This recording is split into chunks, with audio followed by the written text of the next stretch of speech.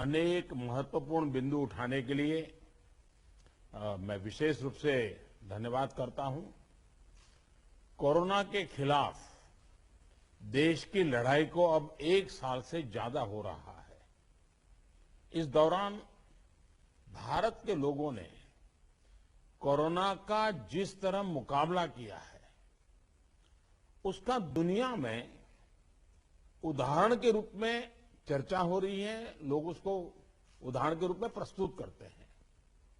आज भारत में 96% से ज्यादा केसेस रिकवर हो चुके हैं।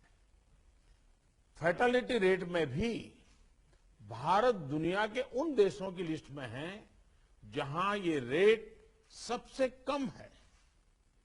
देश और दुनिया में कोरोना की स्थिति को सामने रखते हुए जो प्रेजेंटेशन यहां दिया गया, उससे भी कई अहम पहलू हमारे सामने आए हैं। दुनिया के अधिकांश कोरोना प्रभावित देश ऐसे हैं जिन्हें कोरोना की कई वेव्स का सामना करना पड़ा है। हमारे देश में भी कुछ राज्यों में केसेस कम होने के बाद अचानक से वृद्धि होने लगी है। आप सभी इन पर ध्यान दे रहे हैं, लेकिन फिर भी कुछ राज्यों का उल्लेख हुआ है, जैसे महाराष्ट्र है, पंजाब है। आप मुख्यमंत्रियों ने भी चिंता व्यक्त की है, सिर्फ मैं कह रहा हूं ऐसा नहीं है। और विशेष चिंता की आप कर भी रहे हैं और करने की जरूरत भी है। हम ये भी देख रहे हैं कि महाराष्ट्र और एमपी में टेस्ट पॉजिटिविटी रेट बहुत ज्यादा है और केसों की संख्या भी बढ़ रही है, बहुत आ रहे हैं। इस बारे में कई ऐसे इलाकों, ऐसे जिलों में भी ये वृद्धि देखने को मिल रही है जो अभी तक खुद को बचाए हुए थे, सेफ जोन थे एक प्रकार से। अब वहां पर हमें कुछ चीजें नजर आ रही हैं। देश के 70 जिलों में तो पिछले कुछ हफ्तों में यह वृद्धि 150% से भी ज्यादा है, 150% से ज्यादा। अगर हम इस बढ़ती हुई महामारी को यही नहीं रोकेंगे तो देशव्यापी आउटब्रेक की स्थिति बन सकती है।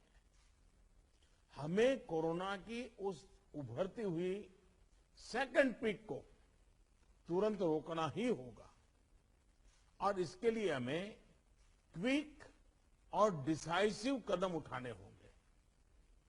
कई जगह देखने को मिल रहा है कि मास्क को लेकर अब स्थानीय प्रशासन द्वारा भी उतनी गंभीरता नहीं दिखाई जा रही। मेरा आग्रह है कि स्थानीय स्तर पर गवर्नेंस को लेकर जो भी दिक्कत है, उनकी पड़ताल, उनकी समीक्षा की जानी और उन दिक्कतों को सुलझाया जाना, ये मैं समझता हूं वर्तमान में बहुत आवश्यक है। ये मंथन का विषय है कि आखिर कुछ क्षेत्रों में ही टेस्टिंग कम क्यों हो रही है, क्यों ऐसे ही क्षेत्रों में टीकाकरण भी कम हो रहा है। मैं समझता हूं कि ये गुड गवर्नेंस की परीक्षा का भी समय है। कोरोना की लड़ाई में हम आज जहां तक पहुंचे हैं उसमें और उससे जो आत्मविश्वास आया है, ये आत्मविश्वास, हमारा कॉन्फिडेंस ओवर कॉन्फिडेंस भी नहीं हो जाना चाहिए। हमारी ये सफलता लापरवाही में भी नहीं बदलनी चाहिए। हमें जनता को पैनिक मोड में भी नहीं लाना है। एक भय का साम्राज्य फैल जाए, ये भी स्थिति नहीं लानी है।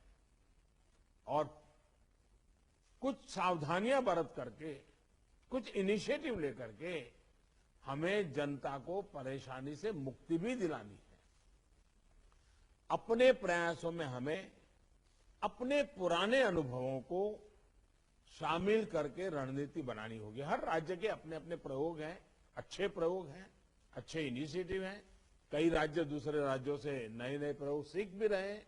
लेकिन अब एक साल में हमारी गवर्नमेंट मशीनरी को नीचे तक ऐसी स्थितियों में कैसे काम करना, करीब करीब ट्रेनिंग हो चुकी है। अब हमें प्रोएक्टिव होना जरूरी है।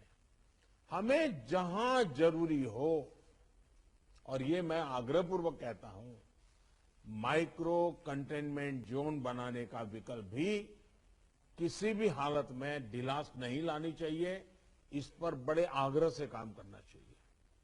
जिलों में काम कर रही पैंडेमिक जो रिस्पांस टीम्स को कंटेनमेंट और सर्वेलेंस एसओपीस इसकी रीओरिएंटेशन की आवश्यकता हो, वो भी किया जाना चाहिए। फिर से एक बार 4 घंटे 6 घंटे के लिए बैठ करके चर्चा हो, हर लेवल पे चर्चा हो, सेंसिटाइज भी करेंगे, पुरानी चीजें याद भी करा देंगे और गति भी ला सकते हैं।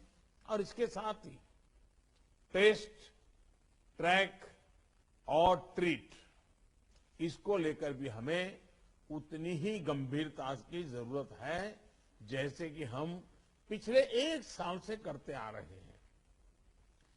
हर संक्रमित व्यक्ति के कॉन्टैक्ट को कम से कम समय में ट्रैक करना और आरटीपीसीआर टेस्ट रेट 70% से ऊपर रखना बहुत अहम है। हम ये भी देख रहे हैं कि कई राज्यों में रैपिड एंटीजन टेस्टिंग पर ही ज्यादा बल दिया जा रहा है और उसी भरोसे गाड़ी चल रही है। जैसे केरल है, उड़ीसा है, छत्तीसगढ़ है, यूपी है। मुझे लगता है कि इसमें बहुत तेजी से बदल की जरूरत है। इन सभी राज्यों में, मैं तो चाहता हूं देश के सभी राज्यों में हमें आरटीपीसीटी टेस्ट और बढ़ाने पर जोर देना होगा। एक बात जो बहुत ध्यान देने वाली है वो ये कि इस बार हमारे टियर 2 और टियर 3 शहर जो शुरू में प्रभावित नहीं हुए थे, उनके आसपास के क्षेत्र प्रभावित ज्यादा हो रहे हैं। देखिए, इस लड़ाई में हम सफलतापूर्वक बच पाए हैं, उसका एक कारण था कि हम गांवों को इससे मुक्त रख पाए थे। लेकिन टियर 2, टियर 3 सिटी पहुंचा तो इसको गांव में जाने से देर नहीं लगेगी और गांवों को संभालना हमारी व्यवस्थाएं बहुत कम पड़ जाएगी। और इसलिए हमें छोटे शहरों में टेस्टिंग को बढ़ाना होगा। हमें छोटे शहरों में रेफरल सिस्टम और एम्बुलेंस नेटवर्क के ऊपर विशेष ध्यान देना होगा। प्रेजेंटेशन में ये भी बात हमारे सामने रखी गई कि अभी वायरस का स्प्रेड डिस्प्रेस्ड मैनर में हो रहा है। इसकी बहुत बड़ी वजह यह भी है कि अब पूरा देश ट्रैवल के लिए खुल चुका है। विदेशों से आने वाले लोगों की संख्या भी बढ़ी है। इसलिए आज हर एक केस के ट्रैवल की, उसके कॉन्टैक्ट्स के ट्रैवल की सूचना सभी राज्यों को आपस में भी साझा करना जरूरी है। आपस में जानकारी साझा करने के लिए किसी नए मैकेनिज्म की जरूरत लगती है तो उस पर भी विचार होना चाहिए। इसी तरह विदेश से आने वाले यात्रियों और उनके कॉन्टैक्ट्स के सर्वेलेंस के लिए एसओपी के पालन की जिम्मेदारी भी हमारी अब बढ़ गई है। अभी हमारे सामने कोरोना वायरस के न्यूटन्स को भी पहचाने और उनके प्रभावों का आकलन भी एक प्रश्न है। आपके राज्यों में आपको वायरस के वेरिएंट का पता चलता रहे, इसके लिए भी जीनोम सैंपल भी टेस्टिंग के लिए भेजा जाना उतना ही अहम है। साथियों, वैक्सीन अभियान को लेकर कई साथियों ने अपनी बात रखी। निश्चित तौर पर इस लड़ाई में वैक्सीन अब 1 साल के बाद हमारे हाथ में एक हथियार आया है। ये प्रभावी हथियार है। देश में वैक्सीनेशन की गति लगातार बढ़ रही है। हम एक दिन में 30 लाख लोगों को वैक्सीन करने के आंकड़े को भी एक बार तो पार कर चुके हैं। लेकिन इसके साथ ही हमें वैक्सीन डोसेज वेस्ट होने की समस्या को बहुत गंभीरता से लेना चाहिए। तेलंगाना और आंध्र प्रदेश में 10% से ज्यादा वैक्सीन वेस्टेज है। यूपी में भी वैक्सीन वेस्टेज करीब करीब वैसा ही है। वैक्सीन क्यों वेस्टेज हो रही है, इसकी भी राज्यों में समीक्षा होनी चाहिए और मैं मानता हूं हर रोज शाम को इसकी मॉनिटरिंग की व्यवस्था रहनी चाहिए और हमारी सिस्टम को प्रोएक्टिव लोगों को कांटेक्ट करके एक साथ इतने लोग मौजूद रहें ताकि वैक्सीन दे, वैक्सीन वेस्टेज न जाए, इसकी व्यवस्था होनी चाहिए। क्योंकि एक प्रकार से जितना परसेंटेज वेस्टेज होता है, हम किसी के अधिकार को बर्बाद कर रहे हैं। हम किसी के अधिकार को बर्बाद करने का हमें हक नहीं है। स्थानीय स्तर पर प्लानिंग और गवर्नेंस की जो भी कमियां हैं, उन्हें तुरंत सुधारा जाना चाहिए। वैक्सीन वेस्टेज जितनी रुकेगी, और मैं तो चाहूंगा राज्यों ने तो जीरो वेस्टेज के टारगेट से काम शुरू करना चाहिए। हमारे यहां वेस्टेज नहीं होने देंगे। एक बार कोशिश करेंगे तो इंप्रूवमेंट जरूर होगा। उतने ही ज्यादा हेल्थ वर्कर्स, फ्रंटलाइन वर्कर्स और दूसरे एलिजिबल लोगों को वैक्सीन की दोनों डोज पहुंचाने के हमारे प्रयास सफल होंगे। मुझे विश्वास है कि हमारे इन सामूहिक प्रयासों और रणनीतियों का अमल जल्दी ही हमें दिखाई देगा और उसका परिणाम भी नजर आएगा। अंत में मैं कुछ बिंदु फिर एक बार दोहराना चाहता हूं ताकि हम सभी इन विषयों पर ध्यान देते हुए आगे बढ़े। एक मंत्र जो हमें लगातार हम सबको कहना होगा, दवाई भी और कड़ाई भी। देखिए, दवाई मतलब बीमारी चली गई, ऐसा नहीं। मान लीजिए किसी को जुकाम हुआ है, उसने दवाई ले ली, सब ली, लेकिन इसका मतलब ये नहीं है कि उसको ठंडी जगह पे बिना सुरक्षा के ऊनी कपड़े वगैरह पहने बिना वो चला जाए, बारिश में कहीं भीगने के लिए चला जाए। भाई ठीक है, तुमने दवाई ली है, लेकिन तुम्हें बाकी संभालना तो पड़ेगा ही पड़ेगा। ये हर हेल्थ का नियम है जी। ये कोई इस बीमारी के लिए नहीं है, ये हर बीमारी के लिए है जी। अगर हमें टाइफाइड हुआ, दवाई हो गई, सब हो गई, फिर भी डॉक्टर कहते हैं वे इन चीजों को नहीं खाना। ये वैसा ही है। और इसलिए मैं समझता हूं इतनी सामान्य बात लोगों को समझानी चाहिए। और इसलिए दवाई भी और कड़ाई भी, इस विषय में हम बार बार लोगों को आग्रह करें। दूसरा जो विषय मैंने कहा, आरटीपीसीआर टेस्ट को स्केल अप करना बहुत आवश्यक है ताकि नए केसेस की पहचान तुरंत हो सके। स्थानीय प्रशासन को माइक्रो कंटेनमेंट जोन बनाने की दिशा में हमें आग्रह करना चाहिए। वो वहीं पर काम तेजी से करें, हम बहुत तेजी से रोक पाएंगे ताकि संक्रमण का दायरा फैलने से रोकने में वो मदद करेगा।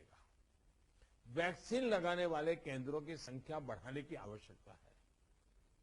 वो प्राइवेट हो, सरकारी हो, जितना, जैसा आपने मैप देखा होगा, वो आपके लिए भी राज्यवार भी बनाया। वो शुरू में जो ग्रीन डॉट वाला बताया था, और देखने से ही पता चलता है बहुत सारे इलाके हैं कि जहां लाइट ग्रीन लग रहा है, मतलब कि हमारे वैक्सीनेशन सेंटर उतने नहीं है और या तो एक्टिव नहीं है। देखिए, टेक्नोलॉजी हमारी बहुत मदद कर रही है। हम बहुत आसानी से डे टू डे चीजों को ऑर्गेनाइज कर सकते हैं। इसका हमें फायदा तो लेना है, लेकिन उसमें उसके आधार पर हमें इंप्रूवमेंट करना है। हमारे जितने सेंटर्स प्रोएक्टिव होंगे, मिशन मोड में काम करेंगे, वेस्टेज भी कम होगा, संख्या भी बढ़ेगी और एक विश्वास तुरंत बढ़ेगा। मैं चाहता हूं कि इसको बल दिया जाए। साथ ही एक बात हमें ध्यान रखनी होगी, क्योंकि ये वैक्सीन निरंतर प्रोडक्शन हो रहा है और जितना जल्दी हम इससे बाहर निकले, हमें निकलना है। अदरवाइज ये 1 साल, 2 साल, 3 साल तक खींचता चला जाएगा। एक मुद्दा है वैक्सीन की एक्सपायरी डेट। हमें ध्यान रखना चाहिए कि जो पहले आया है उसका पहले उपयोग हो, जो बाद में आया है उसका बाद में उपयोग हो। अगर जो बाद में आया हुआ हम पहले उपयोग कर लेंगे तो फिर एक्सपायरी डेट और वेस्टेज की स्थिति बन जाएगी। और इसलिए मुझे लगता है कि अवॉइडेबल वेस्टेज से तो हमें बचना ही चाहिए। हमें पता होना चाहिए कि ये लॉट हमारे पास जो है इसकी एक्सपायरी डेट ये है, हम सबसे पहले इसका उपयोग कर लेंगे। ये बहुत जरूरी है। और इन सभी बातों के साथ इस संक्रमण के फैलाव को रोकने के लिए जो मूलभूत कदम है, जैसा मैं कहता हूं, दवाई भी और कड़ाई भी। मास्क पहनना है, 2 गज की दूरी बनाए रखना है, साफ सफाई का ध्यान रखना है, पर्सनल हाइजीन हो या सोशल हाइजीन, पूरी तरह उसको बल देना पड़ेगा। ऐसे कई कदम जो पिछले 1 साल से हम करते आए हैं, फिर से एक बार उसको बल देने की जरूरत है, फिर से इस बार आग्रह करने की जरूरत है। उसमें हमें कड़ाई करनी पड़े तो करनी चाहिए। जैसे हमारे कैप्टन साहब कह रहे थे कि हम कल से एक बड़ा कड़ाई करने का मूवमेंट चला रहे हैं, अच्छी बात है। मुझे लगता है कि हम सब ने इस दिशा में हिम्मत के साथ करना पड़ेगा। मुझे विश्वास है कि इन विषयों पर लोगों की जागरूकता बनाए रखने में हमको सफलता मिलेगी। मैं फिर एक बार आपके सुझावों का लिए धन्यवाद करता हूं, और भी जो सुझाव है आप जरूर भेजिए। जो हॉस्पिटल के विषय में जो आज चर्चा निकली है, आप 2-4 घंटे में ही सारी जानकारी दे दीजिए, ताकि मैं शाम को 7-8 बजे के आसपास मेरे डिपार्टमेंट के लोगों के साथ रिव्यू करके इसमें से अगर कोई बॉटल नेक है तो उसको दूर करने के लिए कोई आवश्यक निर्णय करने होंगे तो हेल्थ मिनिस्ट्री तुरंत कर लेगी, और मैं भी उस पर ध्यान दूंगा। लेकिन मैं कहता हूं कि हम अब तक जो लड़ाई जीतते आए हैं, हम सबका सहयोग है, एक हमारा कोरोना वॉरियर का सहयोग है, उसके कारण हुआ है। जनता जनार्दन ने भी बहुत कोऑपरेट किया है जी। हमें जनता से जूझना नहीं पड़ा है। हम जो भी बात लेते गए, जनता ने विश्वास किया है, जनता ने साथ दिया है, और भारत विजयी हो रहा है 130 करोड़ देशवासियों की जागरूकता के कारण, 130 करोड़ देशवासियों के सहयोग के कारण, 130 करोड़ देशवासियों के कोऑपरेशन के कारण। हमें जितना जनता जनार्दन को इस विषय पर फिर से जोड़ पाए, फिर से विषय को बताएंगे, मुझे पक्का विश्वास है कि जो अभी बदलाव नजर आ रहा है, हम उस बदलाव को फिर से एक बार रोक पाएंगे, फिर से हम नीचे की तरफ ले जाएंगे, ऐसा मेरा पक्का विश्वास है। आप सबने बहुत मेहनत की है, आपके पास इसकी एक्सपर्टाइज टीम बन चुकी है। थोड़ा आप डेली 1 बार 2 बार पूछना शुरू कर दीजिए, सप्ताह में 1-2 बार मीटिंग लेना शुरू कर दीजिए, चीजें अपने आप गति पकड़ जाएगी। मैं फिर एक बार बहुत शॉर्ट नोटिस में आप सबको आज की मीटिंग मैंने ऑर्गेनाइज की, लेकिन फिर भी आपने समय निकाला और बहुत विस्तार से अपनी सारी जानकारियां दी। मैं आपका बहुत बहुत आभार व्यक्त करता हूं। धन्यवाद जी।